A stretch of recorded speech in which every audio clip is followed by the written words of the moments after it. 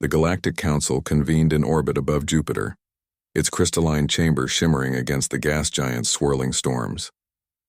Representatives from over 200 star systems watched in silence as Ambassador HFY War of the Xanthari hegemony delivered his final warning to Earth. Humanity, he declared, had exceeded its permitted technological threshold and violated interstellar neutrality accords by developing quantum entanglement drives without Council oversight. Unless Earth surrendered its fleet and dismantled its deep space infrastructure within 12 solar hours, it would be placed under immediate quarantine, effectively cut off from all trade, communication, and travel. On Earth, news of the ultimatum spread like wildfire. In Houston, aerospace engineer Daniel Brooks stared at the live feed in disbelief, his coffee forgotten on the desk. He had spent 10 years designing propulsion systems for Earth's first deep-range explorers, always believing humanity was reaching for the stars in peace. Now it seemed the stars had turned against them. His screen flickered with emergency alerts from United Earth Command, but he barely noticed. All he could think about was how fragile everything felt. How one decision from beings light years away could erase decades of human progress. In Seattle, linguist Maya Ruiz sat cross-legged on her apartment floor, headphones snug around her ears. She replayed HFY War's speech for the 7th time, her fingers tapping notes into a worn-out tablet. Something about his tone didn't match the words. The phrasing was formal, even cold, but beneath it she sensed hesitation, a flicker of doubt, maybe even fear. She'd studied alien dialects for 15 years, working with intercepted signals from distant outposts. Most species spoke with layered meanings, their words carrying emotional harmonics invisible to standard translators. This speech felt rehearsed, forced. She sent a priority message to the Global Xenolinguistics Bureau. Ambassador's delivery inconsistent with threat severity. Recommend caution before assuming hostile intent. Meanwhile, in Cape Canaveral, pilot Chris Dawson ran final diagnostics on the scout ship Odyssey. It was small, fast, and unregistered, built in secret after the Mars Treaty banned independent deep space launches. Chris had always believed Earth needed eyes beyond the official channels just in case. Now just in case had arrived. His orders were simple: be ready to evacuate key personnel if the Council moved on its threat. But as he checked the fuel cells and life support, he wondered if escape was even possible. The Council's fleet outnumbered Earth's by hundreds to one. If they wanted to lock Earth away, there'd be no running. Back in Geneva, the United Earth Assembly erupted into chaos. Delegates shouted over each other, some demanding immediate surrender, others calling for a last stand. General Elena Ruiz, Maya's older sister, stood at the security podium, arms crossed, face unreadable. She knew Earth's defenses were outdated. Their best ships couldn't match even a single Xanthari cruiser. But surrender meant giving up everything. The lunar colonies, the asteroid mining stations, the dream of becoming more than a single-planet species. She whispered into her comm, "Initiate Protocol Nightingale. All non-essential personnel to underground shelters. Activate the silent grid." Across the planet, cities dimmed. Streetlights went out. Air traffic halted. Power shifted to shielded reserves. It was a drill they'd practiced for years, but never under real threat. In Nairobi, school children were led calmly into reinforced basements. In Tokyo, engineers sealed the fusion reactors. In Buenos Aires, farmers turned off irrigation drones and gathered their families. There was fear, yes, but also a strange unity. People helping neighbors, sharing rations, checking on the elderly. No one knew if it would matter, but they acted as if it did, high above in lunar orbit. Astrophysicist Lena Foster monitored the Council's formation through the deep space array at Outpost Theta. Her fingers flew across the console, tracking energy signatures, gravitational shifts, anything that might hint at their next move. She'd noticed something odd minutes before the ultimatum, a faint ripple in subspace like a stone dropped in still water, but coming from far beyond the local group. She'd flagged it as background noise, but now she wasn't so sure. She patched her findings to command, adding a note: anomaly origin unknown. Recommend cross-referencing with neutrino observatories. On the bridge of the Xanthari flagship, HFY War stood alone after his transmission ended. His hands trembled slightly as he removed his ceremonial gauntlet. He hadn't wanted this. The Council had been divided for months, some members pushing for integration, others insisting humanity was too volatile. But then came the incident near Proxima, An Earth vessel had fired on a Qatari patrol, mistaking them for pirates. The footage was unclear. The pilot panicked, but the damage was done. Hardliners seized the moment. Cale had argued for investigation, for dialogue. Instead, he'd been ordered to deliver the ultimatum. He stared out the viewport at the blue-green dot far below. "I hope you understand," he murmured, though no one heard him. Exactly 7 minutes after Cale Vor's transmission ended, every Council vessel, over 300 ships of varying design, vanished without a trace. Sensors registered no warp signatures, no energy surges, not even residual radiation. It was as if the entire assembly had never existed. Alarms blared across Earth's defense network. Lena Foster's console went dark, then rebooted with error messages scrolling too fast to read. Daniel Brooks jumped as his screen filled with static, then silence. Maya Ruiz's headphones emitted a single, high-pitched tone before falling quiet. Chris Dawson froze mid-step on the hangar floor, staring at the live feed from Jupiter orbit, now empty, just swirling clouds and stars. For a full minute, no one moved. No one spoke. Then slowly, reports began trickling in. The Mars relay station confirmed, no ships detected. The Neptune listening post, same. Even the deep-range telescope saw nothing. The Galactic Council was gone. Not destroyed, not retreated. Gone, as if erased from reality itself. In Geneva, the assembly fell silent. General Elena Ruiz lowered her arms.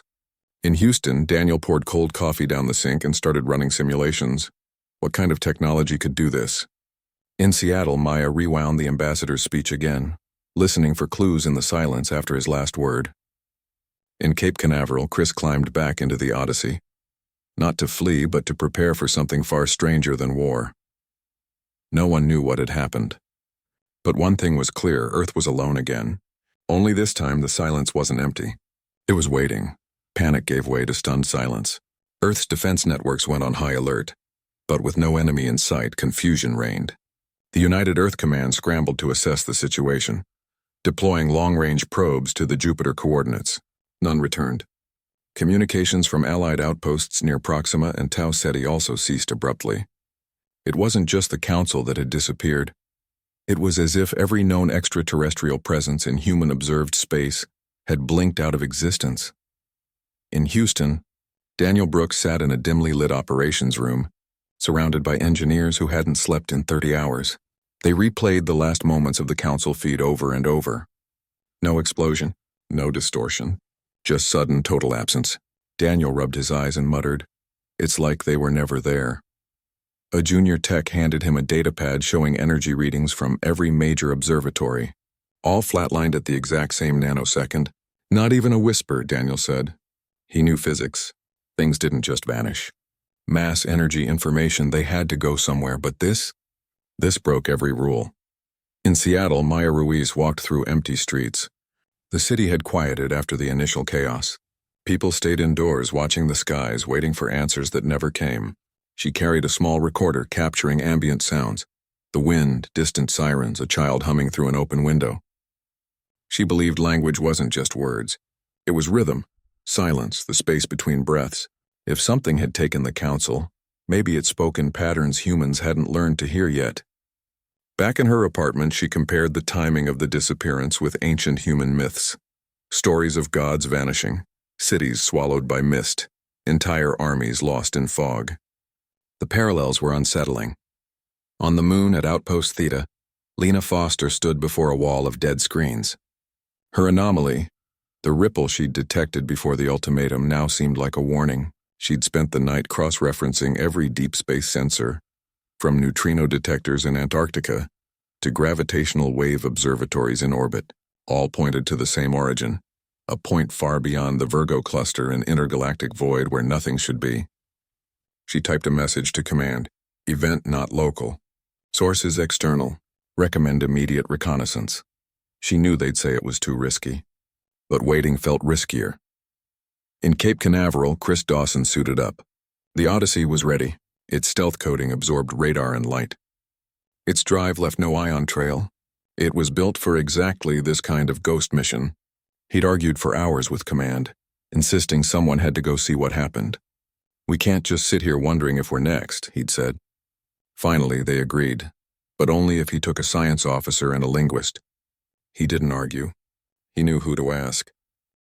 2 days later, Daniel, Maya, and Lena stood on the launch gantry, staring up at the sleek silver hull of the Odyssey. None of them had met in person before. Daniel shook Chris's hand firmly. Maya nodded quietly. Lena adjusted her glasses and said, "Let's not die." Chris grinned. No promises. They boarded without fanfare. No news crews. No speeches. Just 4 people stepping into the unknown because no one else would. The launch was smooth. Earth shrank behind them, a blue marble wrapped in clouds. As they cleared orbit, Chris activated the silent drive. The ship hummed softly, then fell into eerie quiet. Inside, the crew settled into routine. Daniel monitored engine stability. Lena tracked cosmic background radiation for shifts. Maya listened to old alien signal archives, searching for a pattern that might explain the silence. Chris piloted with calm focus, his eyes rarely leaving the starfield ahead. 3 days out, they passed Jupiter. The gas giant loomed large, its storms churning as if nothing had changed. But the space where the council had gathered was empty. No debris, no echoes, just vacuum. Lena ran a deep scan. "Nothing," she said. "Not even a stray photon out of place." Daniel frowned. "That's impossible. Even if they teleported, there'd be energy residue," Maya whispered. "Unless they weren't taken. Unless they chose to go." No one answered. By the 5th day, they reached the edge of known human space. Beyond lay the dark, uncharted, unmapped. Chris adjusted course toward Lena's calculated origin point. The ship's AI flagged increasing gravitational anomalies. Stars ahead appeared slightly bent, as if viewed through warped glass. "We're entering a distortion field," Lena warned. "Not natural. Too symmetrical." Daniel checked the hull integrity. All green. Maya closed her eyes and listened to the ship's creaks, the hum of life support, the silence outside. "It feels..." "Watched," she said. On the 7th day, the stars began to flicker. Not like twinkling, but like lights being switched on and off in sequence. The Odyssey's sensors glitched. Time readings jumped forward and backward by seconds. Chris gripped the controls. "Hold on," he said. Then, without warning, the ship lurched. Not from force, but from space itself shifting around them. The viewport filled with darkness so complete it seemed alive. For a moment, they saw nothing. Then slowly a shape emerged. It was not a ship. Not a station. It was a structure. Vast, smooth, and black as void, yet glowing faintly with veins of soft blue light. It had no visible doors, no windows, no weapons. It simply hung in the emptiness, pulsing like a slow heartbeat. The Odyssey's systems shut down one by one. Life support, comms, navigation. Only the emergency lights remained. Yet the air stayed breathable. The temperature held steady. It was as if the structure allowed them to survive. Then a voice came, not through speakers but inside their heads. Clear, calm, ancient. It did not speak in English or any human tongue. It spoke in meaning. "You follow the trail of fear," it said. "Why?" Maya gasped. She understood. Not the words, but the intent behind them. She reached for the ship's data core and began uploading files. Images of Earth, of human faces, of music, of children laughing, of scientists sharing discoveries across borders. She sent it all not as defense but as answer. The structure pulsed brighter. The blue veins spread. And then, it showed them something. A vision. 1,000 civilizations, each standing where Earth now stood. Some chose war. Some chose silence. Some reached out with open hands. The ones who chose fear vanished just like the council. The ones who chose understanding remained. The vision faded. The voice returned, softer now. "You are early, but not too late." Inside the Odyssey, no one moved. No one spoke. They had come looking for answers about the vanished council. Instead, they'd found a question far bigger. What kind of species did humanity want to be? And for the first time, they realized the answer was theirs alone to give. The crew of the Odyssey sat in silence as the strange structure pulsed before them, its soft blue light casting long shadows across the cockpit. The voice in their minds had gone quiet, but the weight of its question lingered. Daniel Brooks stared at his hands, remembering the first time he'd built a model rocket as a kid. Just cardboard and glue, but it had felt like touching the future. Now that future hung in the balance, not because of war or weapons, but because of choices. He looked at Lena. who was typing furiously into a backup tablet, trying to record everything before the ship's systems failed completely. "It's not scanning like anything we know," she whispered. No metal, no energy source, no moving parts. It's alive, but not biological. Maya Ruiz closed her eyes and breathed slowly. She could still feel the echo of the vision. The civilizations that had vanished not from violence but from isolation, from refusing to trust anything beyond themselves. She thought of Earth's history, empires rising and falling, walls built and torn down, people divided by borders but united by the same sky. "It's testing us," she said softly. "Not our tech, our hearts." Chris Dawson, still gripping the controls even though they did nothing, nodded. "Then we show it we're worth keeping around." He reached for the manual comms override, a last resort speaker wired directly to the hull. "This might not work," he said, "but I'm going to try talking the old-fashioned way." He flipped the switch and spoke into the mic, his voice steady. "We're from Earth, we didn't ask for this. But we're here now, and we want to understand." Outside, the structure's glow brightened slightly as if listening. Then, without warning, the Odyssey's systems flickered back to life. Lights returned. Air recyclers hummed. Navigation displays blinked on. But the ship wasn't under their control. It was being guided. Gently, smoothly, the vessel drifted toward the structure. A section of its surface rippled like water, forming a smooth circular opening just large enough for the Odyssey to enter. Chris didn't resist. He cut the engines and let the current of space, or something deeper, carry them inside. The interior was vast, calm, and warm. The walls shimmered with shifting patterns, like constellations being rewritten in real time. There were no floors or ceilings, just a gentle sense of direction, as if the space itself knew where they needed to go. They stepped out onto a platform that felt solid, but gave slightly underfoot, like packed sand.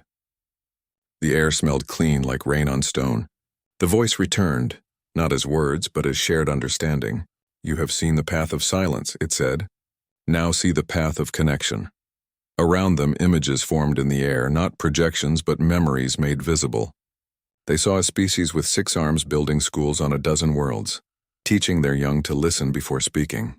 They saw another, made of light and gas, sharing their knowledge freely with newcomers even when it cost them resources. They saw Earth's own moments. Doctors flying into war zones, strangers donating kidneys, scientists publishing cures for free. "These are your seeds," the voice said. "Will you let them grow?" Lena reached out, her fingers brushing empty air where an image of a solar farm in Kenya dissolved into starlight. "It's showing us what's possible," she said. "Not what we've done, but what we could do."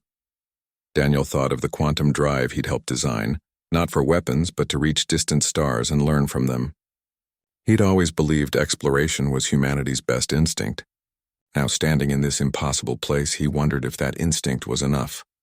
Maya walked forward, drawn to a vision of children from different nations playing together in a virtual classroom, learning each other's songs. "They're not judging us for our wars," she realized aloud. "They're waiting to see if we'll choose something better." Chris stood beside her, arms crossed, but his usual confidence was replaced by something quieter, respect, maybe even awe. "So what do we do now?" he asked. The structure answered by showing them Earth, not as it was, but as it could be. Cities powered by clean energy, oceans healing, deserts blooming with green. People working together not because they had to, but because they wanted to. Then it showed the alternative. Earth alone, cut off, slowly fading as fear turned inward. Innovation stalled. Hope dimmed. "The Council chose fear," the voice said. "You must choose differently." A new image appeared, a timeline stretching from their present moment into the future. One branch led to reunion, with the stars, with other minds, with a shared destiny. The other led to silence. "You have one cycle of your world's sun," the voice said. "Show us you are ready." Then, as gently as it had taken them, the structure released them. The Odyssey floated back into open space. The opening sealed behind them. The blue glow faded until the structure was once again just a shadow among stars. Chris reactivated the engines. "Let's go home," he said. The journey back felt longer. No one spoke much. Each of them carried the weight of what they'd seen. Daniel kept replaying the vision of the solar farm, wondering how many more he could help build. Lena calculated how much time one Earth year really was. 365 days, 8,160 hours, 525, 600 minutes. Not much, but enough if people acted fast. Maya thought about the children in the vision, their laughter echoing in her mind. Chris just flew, his eyes on the distant blue dot growing larger with every hour. When they entered Earth's atmosphere, they were met by a fleet of defense drones, but they stood down as soon as the Odyssey's ID was confirmed. The world had been waiting. News channels broadcast their return live. Crowds gathered outside spaceports not in panic but in hope. The crew knew they couldn't explain everything, not yet. But they could start. Back in Geneva, they stood before the United Earth Assembly. Daniel spoke first, describing the structure and the choice it offered. Lena presented the data, showing the anomaly's origin and the precise window they'd been given. Maya shared the vision, not as fantasy, but as possibility. Chris ended with simple words. We don't have to be perfect. We just have to try. That night, cities around the world lit up, not with fear, but with light shows, music, and messages of unity. People planted trees. Governments paused old conflicts. Scientists opened their labs to rivals. It wasn't magic. It wasn't instant, but it was a start. And somewhere in the dark between galaxies, something watched and waited.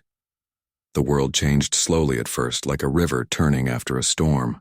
After the crew of the Odyssey returned with their message, governments didn't collapse or rewrite constitutions overnight. But something quieter began to happen. People started listening. In Geneva, the United Earth Assembly passed Resolution 1, a global pause on all military offensives for the next 12 months. Not a surrender, not a treaty, just a stop. Soldiers stood down. Drones returned to base. Borders stayed open. It was fragile, but it held. Daniel Brooks moved into a small office at the newly formed Earth Innovation Hub in Denver. His job wasn't to build weapons or secret drives anymore. It was to share. He worked with engineers from Lagos, Jakarta, and Buenos Aires to design open-source solar converters that could power entire villages with just one panel. The plans were uploaded to a public network, free for anyone to use, improve, or copy. Within weeks, factories in 10 countries began producing them. In rural India, a grandmother used one to run a water purifier for her whole village. She sent Daniel a photo of her grandchildren drinking clean water. He pinned it above his desk. Lena Foster spent most of her time between the Moon and Geneva, coordinating the global sensor net. Every telescope, every deep space antenna, every weather satellite now fed data into a single, transparent system. No more hiding, no more secrets. She argued fiercely for this. If we're being watched, she said, let them see us trying. She also helped launch the Harmony Grid, a planetary energy sharing network that moved surplus power from sunny regions to storm-hit ones in real time. When a typhoon knocked out grids in the Philippines, solar farms in Australia rerouted electricity through orbital relays. No bills, no negotiations, just help. Chris Dawson didn't return to Cape Canaveral. Instead, he flew the Odyssey, now officially Earth's first goodwill vessel, on missions no one had imagined before. He delivered medical supplies to conflict zones where roads were blocked. He carried seeds to drought-stricken farms. He even flew a team of doctors to a remote island in the Pacific to perform surgeries that hadn't been possible there in decades. He never wore a uniform, just a simple gray flight suit with a small earth patch on the shoulder. People started calling him the quiet pilot. He didn't mind. He just kept flying.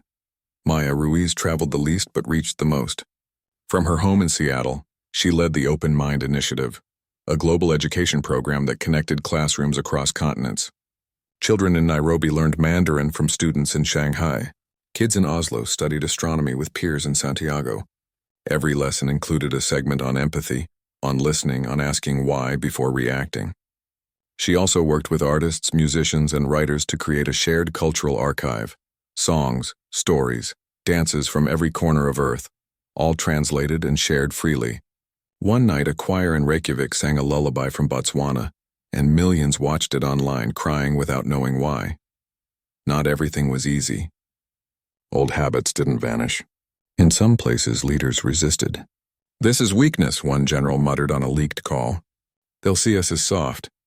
But when he tried to restart a border drill, his own troops refused to move. We've got families too, one sergeant said. Let's see if peace works first. Corporations tried to patent the new solar tech, but public outrage forced them to back down. Social media, once a battlefield of insults, began filling with stories of small kindnesses, neighbors sharing food, strangers helping lost tourists, volunteers rebuilding after floods. The crew stayed in touch not as heroes but as friends.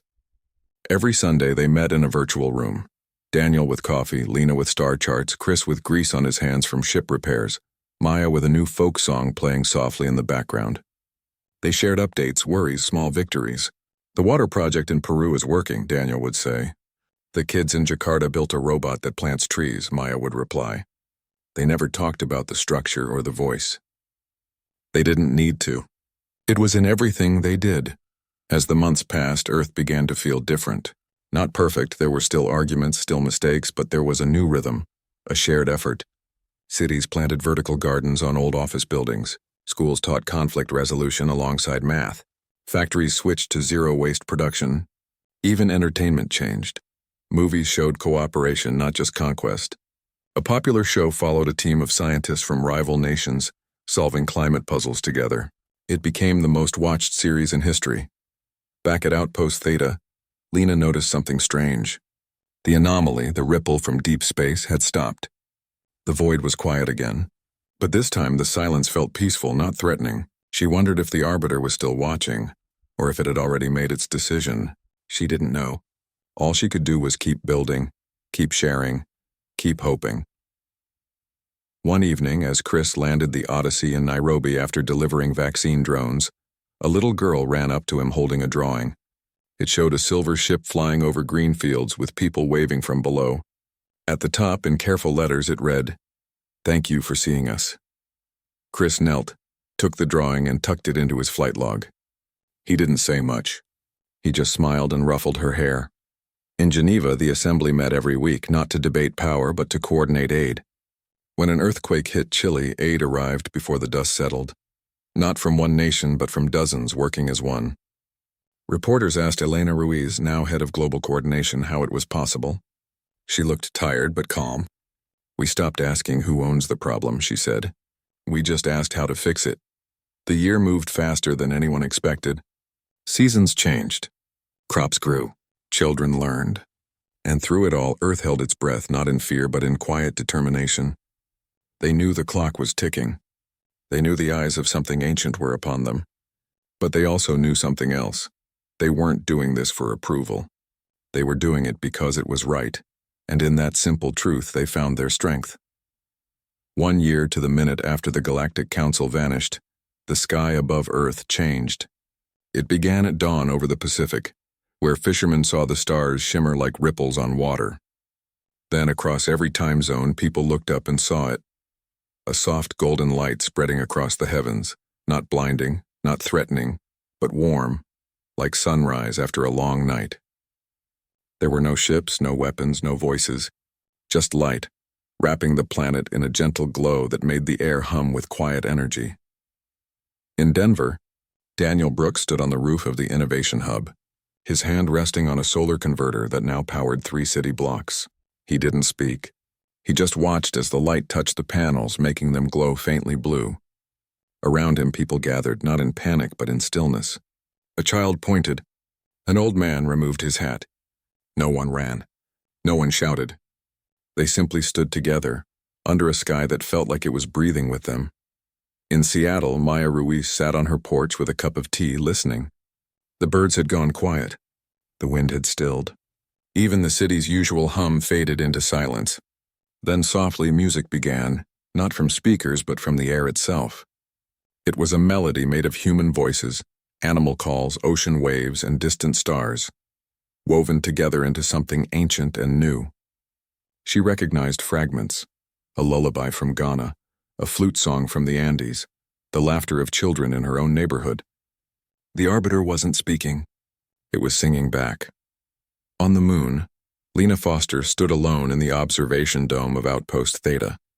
Her screens showed the same golden light, but her instruments read nothing, no radiation, no particles, no energy signature. It was as if the universe had decided to show beauty without explanation. She thought of all the data she'd collected, all the equations she'd solved, and realized none of it mattered now. What mattered was what Earth had done with its year.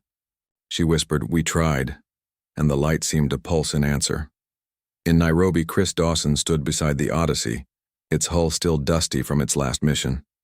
Around him, hundreds had gathered. Farmers, doctors, teachers, kids who'd never seen snow. They didn't know what was coming, but they weren't afraid. A little girl tugged his sleeve. "Is it them?" she asked. He knelt. "I think so." She nodded, then held out her hand. He took it. Together they watched the sky. The light deepened, then parted like a curtain. From the center of the glow, a shape emerged. Not the dark structure from before, but something brighter, smoother, shaped like a ring of woven starlight. It hovered silently over Geneva, where the United Earth Assembly had gathered in the open square. No guards, no barriers.